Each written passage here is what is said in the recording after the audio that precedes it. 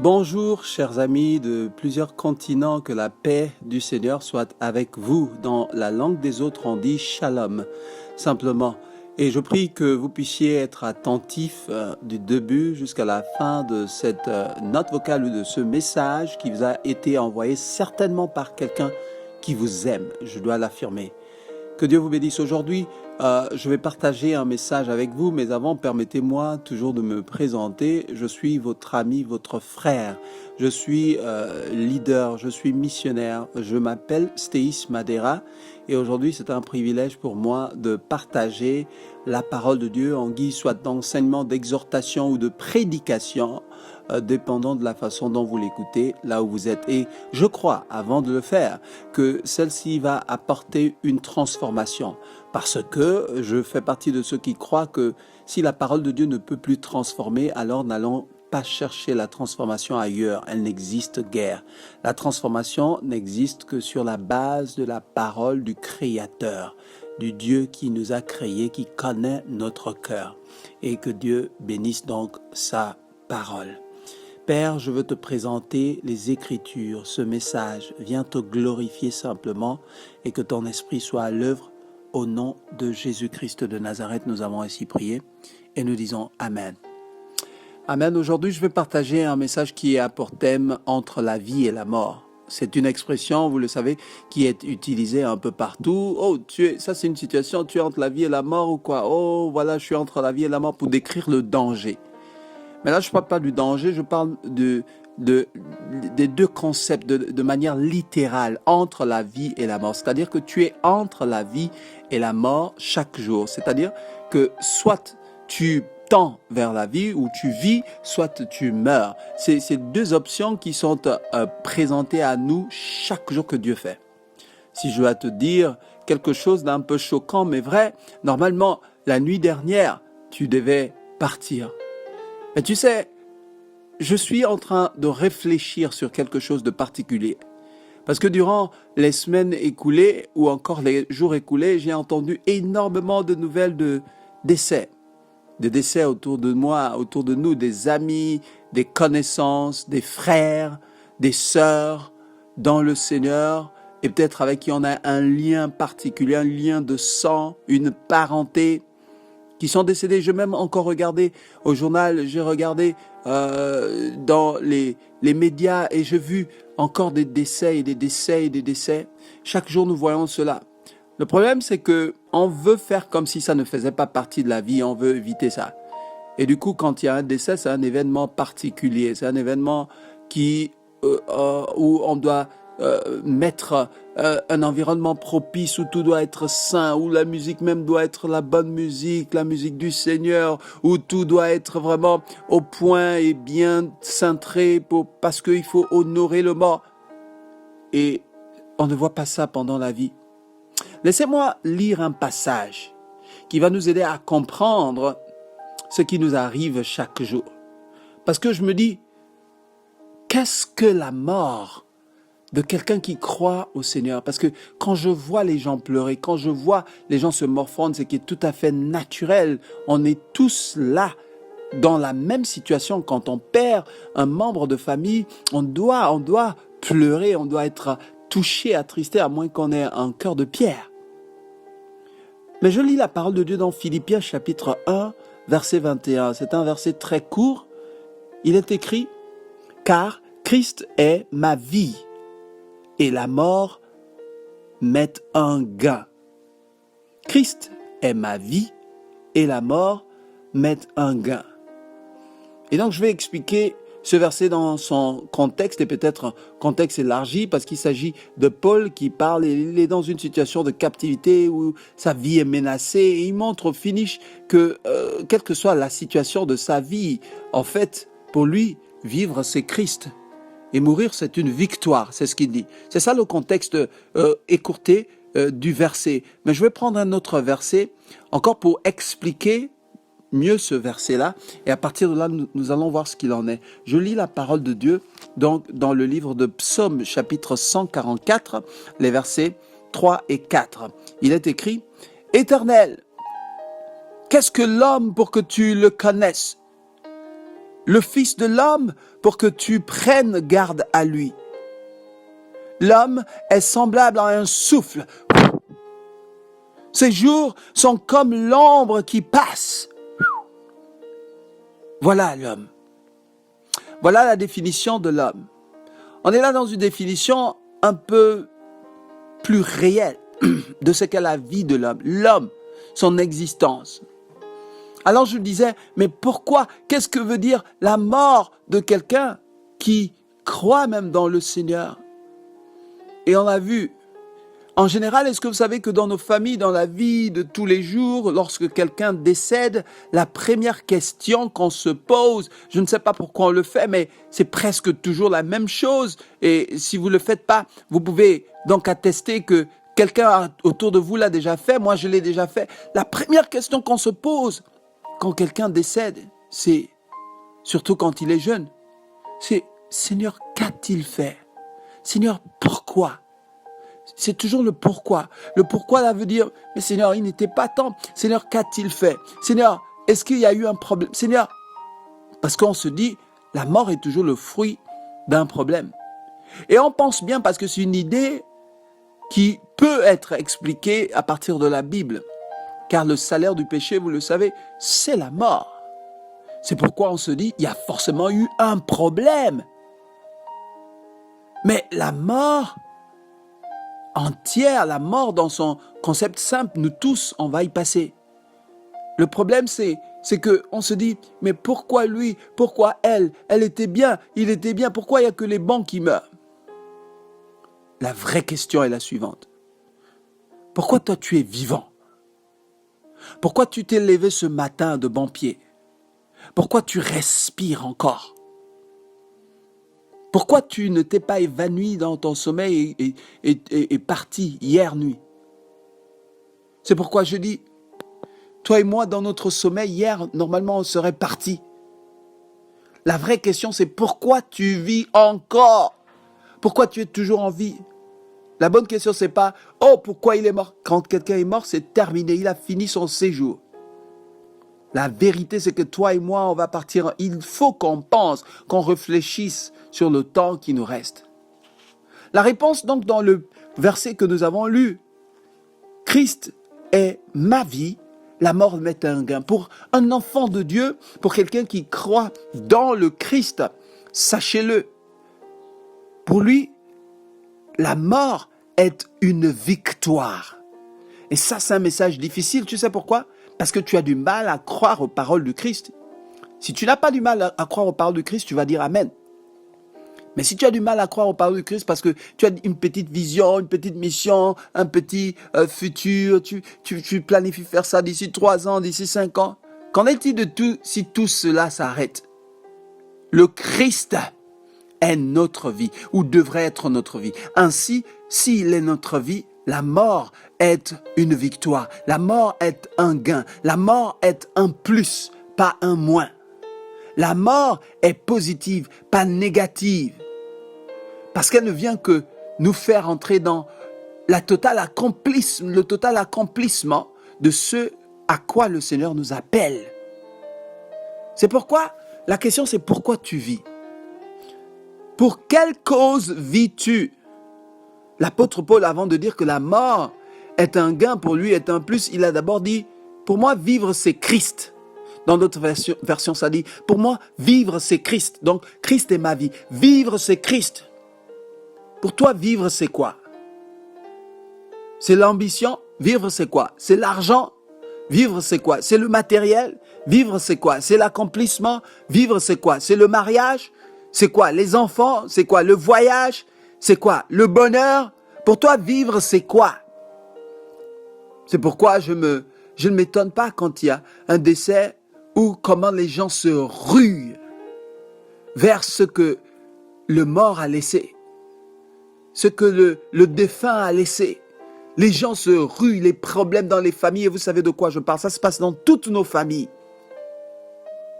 Parce qu'on se dit, oh, c'était ça la vie, oh. C'était ça la vie, oh. Les gens courent, se déchirent, et peuvent même se tuer, se menacent, se maudissent, pour avoir les quelques biens. C'est ça leur vie. C'est pourquoi il court comme ça. Toi, tu cours pourquoi? Dans le verset précédent, le psaume 144 que j'ai lu, on montre un peu ta faiblesse. Je veux que tu saches que si ta vie, c'est pas le Christ, tu es mort déjà. Tu es faible. La mort est un moins pour toi. La mort est une perte éternelle. La mort est une perte. Et Dieu ne prend pas plaisir à la mort du méchant, déclare la Bible. Parce que la mort du méchant, c'est une perte. Sache que tu es vulnérable. Le psaume dit, Éternel, qu'est-ce que l'homme pour que tu le connaisses? Le Fils de l'homme pour que tu prêtes garde, que tu prennes garde, que tu prêtes attention à lui. Pourquoi Dieu doit te visiter? Vous savez, Dieu est infiniment grand. Et pour vous montrer sa grandeur, j'aime à parler de sa créature ou de ses créatures. Par exemple, au commencement, Dieu créa les cieux et la terre. Dans les cieux et la terre, c'est tout le système de l'univers qu'on connaît. Dans la terre, il y a la terre physique qu'on voit, la planète Terre sur laquelle nous vivons, qui est une infime masse, dont la masse totale ne représente que 0,0003% du système solaire. C'est tellement petit, la Terre. C'est tellement petit. Et toi, tu vis sur cette Terre-là. Toi, tu penses que la Terre est grande. Oh, elle est loin. Oh, je voyage, je me déplace. Non. La Terre est tellement petite. Est-ce que vous savez que si je veux quantifier un peu, je vais faire le ratio pour montrer la petitesse de la Terre. Si je dois, combien de morceaux de terre, planète Terre, je dois avoir pour remplir l'univers? Écoutez, c'est à peu près 320 milliards, des milliards. Si vous voulez, 320 milliards et puis vous ajoutez 48 zéros après ça. Donc 320 milliards plus 48 zéros de fois, nombre de fois de la Terre pour arriver à tout l'univers. Pour vous montrer que la Terre est tellement petite. Regarde, tu es tellement vulnérable. Et le Seigneur est tellement puissant. Il savait ça. Et il t'a placé sur la Terre. Il a créé, il a rangé les planètes et il t'a mis. Vous savez que entre le Soleil et la Terre se séparent 150 millions de kilomètres à peu près. Mais si le Soleil est rapproché de la Terre d'environ 1,5 million de kilomètres, c'est terminé. La terre devient inhabitable. La terre devient... On va brûler, on va être calciné. Et c'est pas ta petite climatisation qui pourra résister. Quand il fait un peu chaud, 30, 40 degrés, oh, tu mets la climatisation, oh, c'est bien. Juste pour te protéger de brûlure du soleil. Oh, ça n'a rien à voir avec ça. Si ça se rapproche un peu, tu es calciné, carbonisé. Mais sache-le, c'est le Seigneur qui a créé ça comme ça et qui a maintenu ces distances. Et ces distances sont parfaitement maintenues pour que tu vives normalement sur la terre, pour que tu respires normalement. Alors, c'est quoi ta vie? Quand tu comprends combien vulnérable tu es. C'est quoi ta vie quand tu comprends que tu peux dormir et ne plus te réveiller? C'est quoi ta vie? Bien-aimé, je t'appelle à faire de ta vie la parole de Dieu même. Et faire de ta vie un terrain pour le Christ.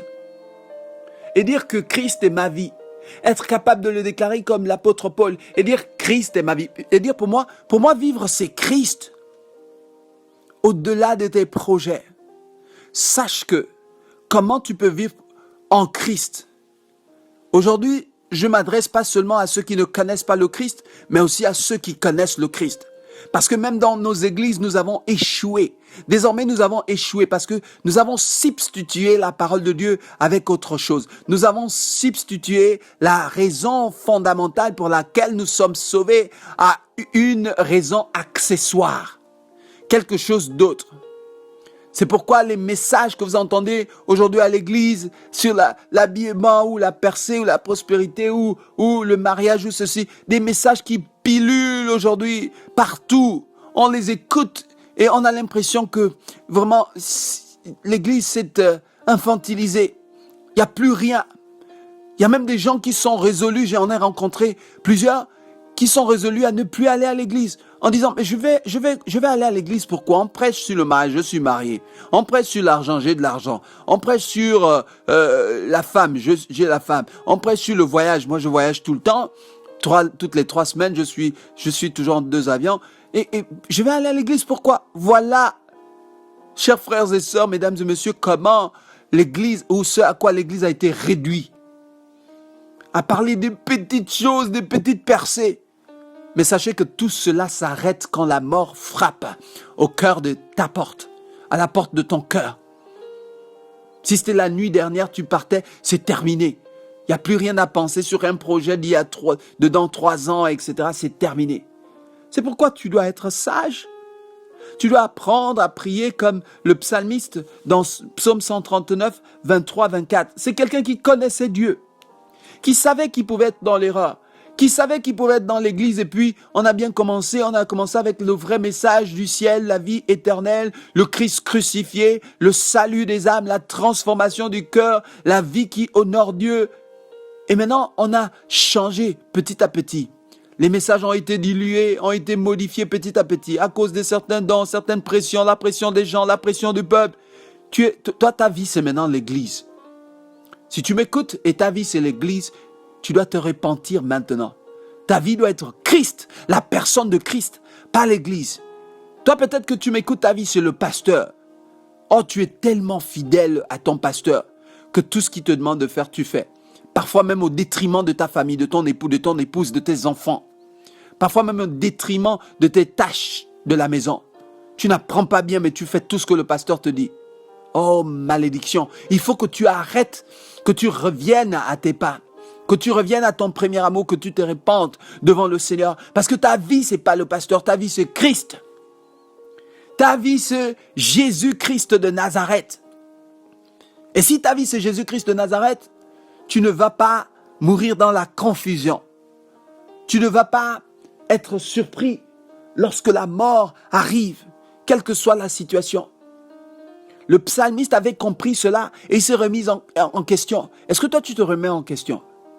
Ça fait 15 ans que tu es dans la foi, peut-être 10 ans ou 6 mois, 2 ans. Est-ce que tu te remets en question ou tu te dis, moi, je suis arrivé? Non, tu n'es pas arrivé. Tu n'es pas arrivé. Toi qui penses que tu es debout, tu es à terre depuis. Et ça se reflète dans tes relations, dans la famille, partout et tout. Tu n'arrives plus à répondre à tes tâches. Tu n'es même plus responsable. Depuis que tu vas à l'église, tu t'es déresponsabilisé. Au lieu davantage de prendre conscience de tes responsabilités, porter ta croix, être responsable, être un homme de tes paroles, de ta parole, un homme de parole, tu vis de mensonge en mensonge. Écoute ce que David a dit. Il a dit, « Sonde-moi, ô Dieu, et connais mon cœur. Éprouve-moi et connais mes pensées. Regarde si je suis sur une mauvaise voie et conduis-moi, sur la voie de l'éternité. » David a demandé au Seigneur de le sonder. David a demandé à son Dieu de l'éprouver, de le mettre à l'épreuve. C'est-à-dire que, Seigneur, mets à l'épreuve mes pensées. Tu sais, la meilleure manière de mettre à l'épreuve tes pensées, c'est qu'on branche un écran à l'église. Si on avait ce logiciel-là, vraiment, ça serait bien. Et on met des connecteurs autour de ton cœur ou autour de ta tête et on voit ce que tu penses. Est-ce que les gens à l'église vont être scandalisés ou bien vont rendre grâce à Dieu en voyant tes pensées? Est-ce que les gens vont crier? Est-ce que toi tu es sûr que Dieu doit éprouver tes pensées? Vous voyez, il n'y a que des hommes honnêtes, des femmes honnêtes qui peuvent prier ces prières. En disant, sonde-moi Seigneur. Ça veut dire, cherche en moi, c'est ce que ça veut dire. Cherche dans moi, ô Dieu, et connais bien mon cœur.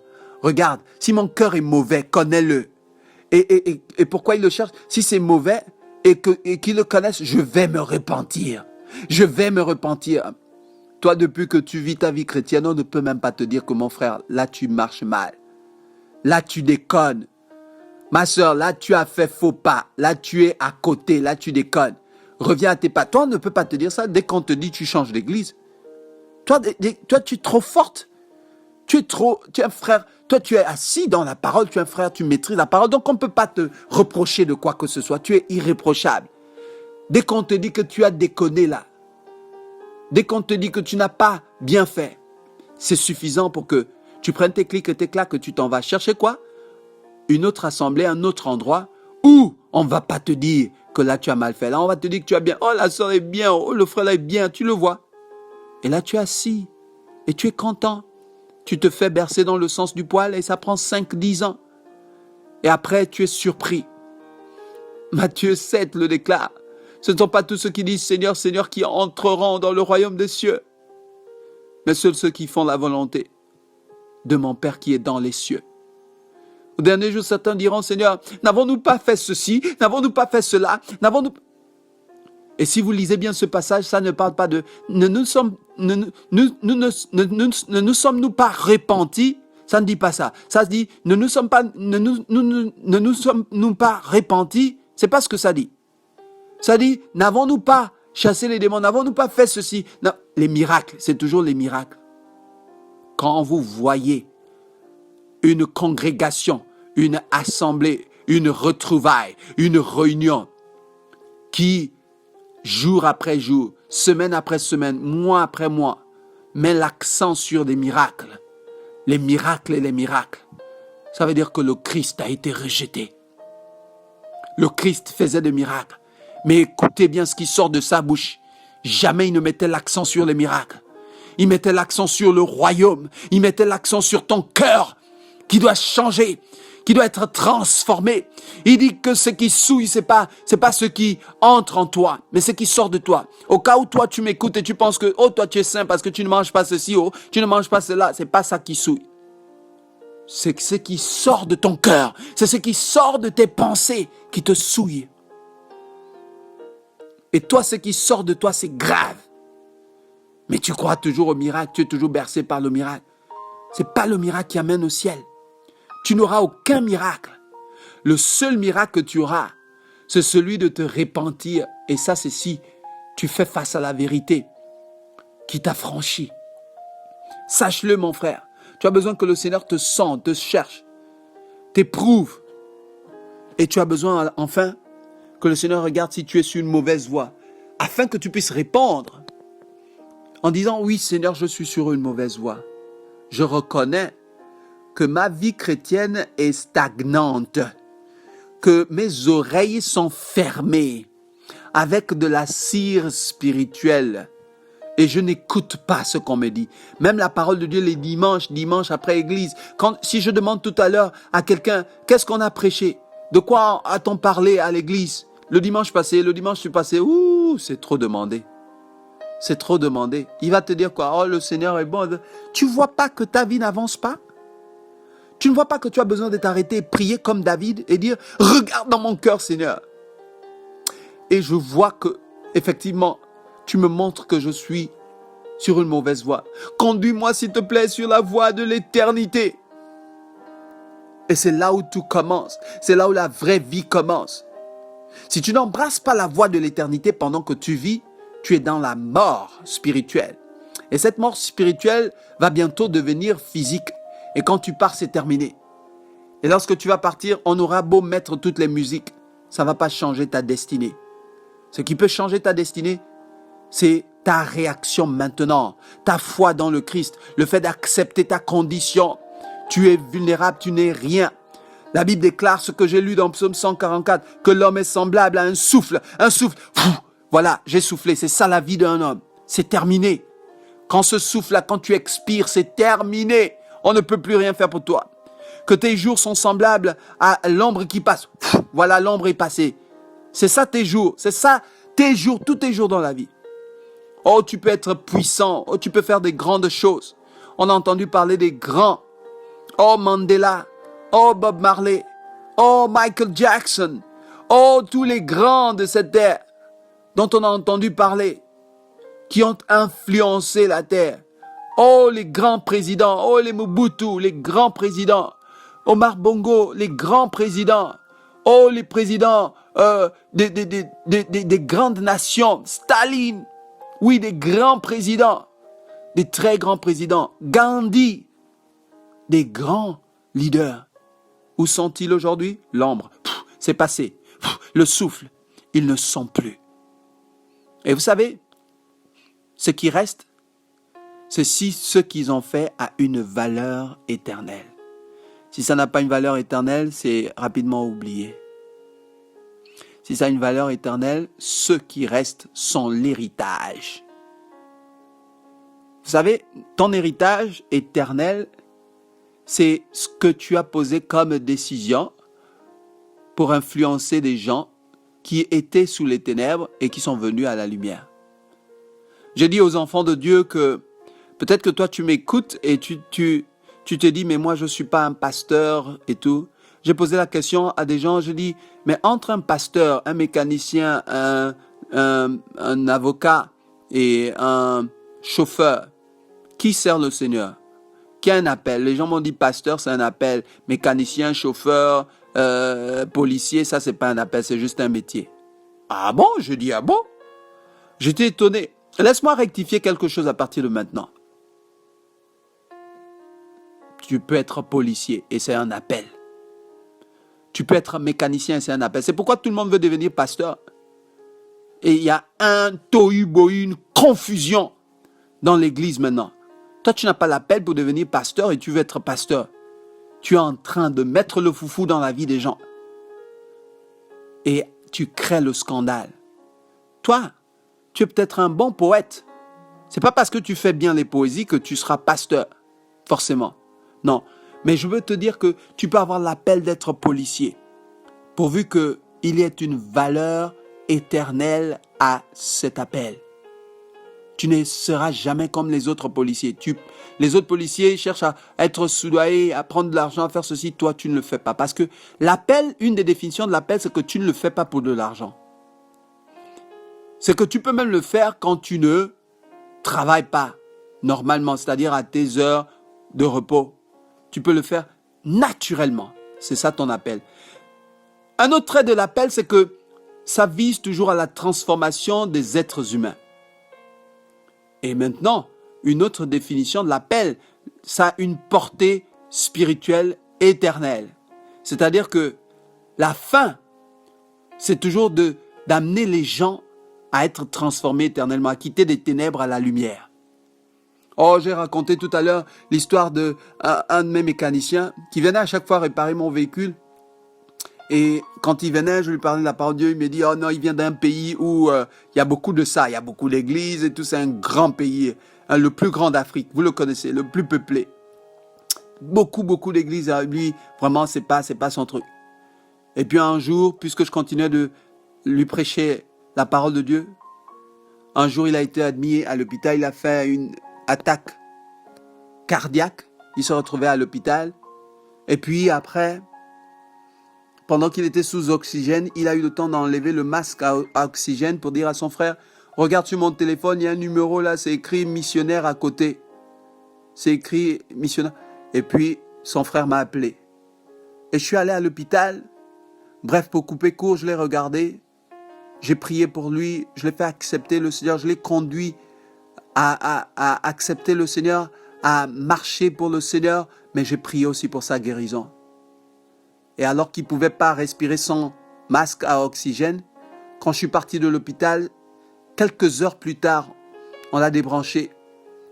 Pas parce que ça n'allait pas, mais parce que les médecins n'ont pas compris comment tout est rentré dans l'ordre.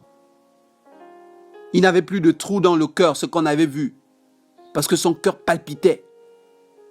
C'est pourquoi il n'arrivait pas à se tenir debout ni respirer. Il respirait maintenant normalement. Il est rentré. Il a vu la main de Dieu. Il m'a dit, j'étais en train de mourir. Le Seigneur m'a délivré. Et je n'ai jamais vu, je pensais que l'église était comme dans mon pays, seulement ce que je vois. Mais maintenant, je veux servir le Seigneur. Il était fidèle, le frère. Tout le temps, vous le voyez à l'église.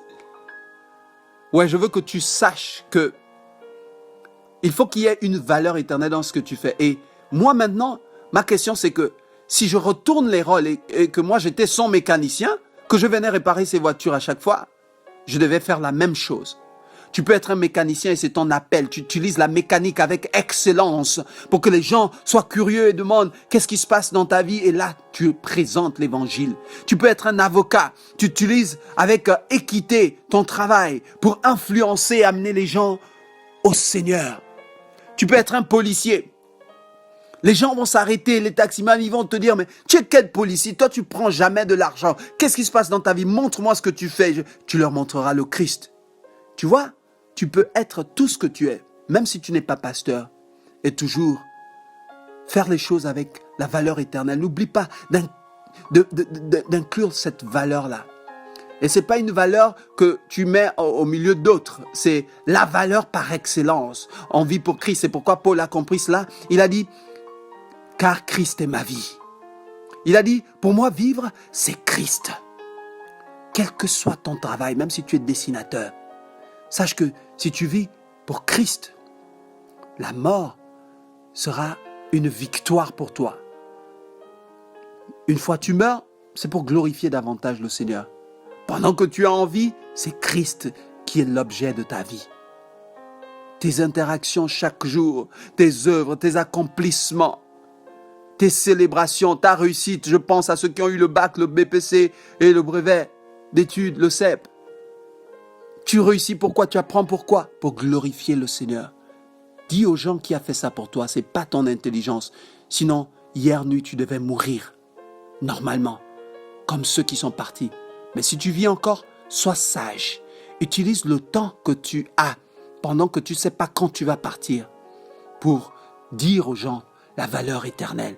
Montrer aux gens par ton boulot la valeur éternelle. Le Christ, c'est une personne pour qu'ils vivent éternellement.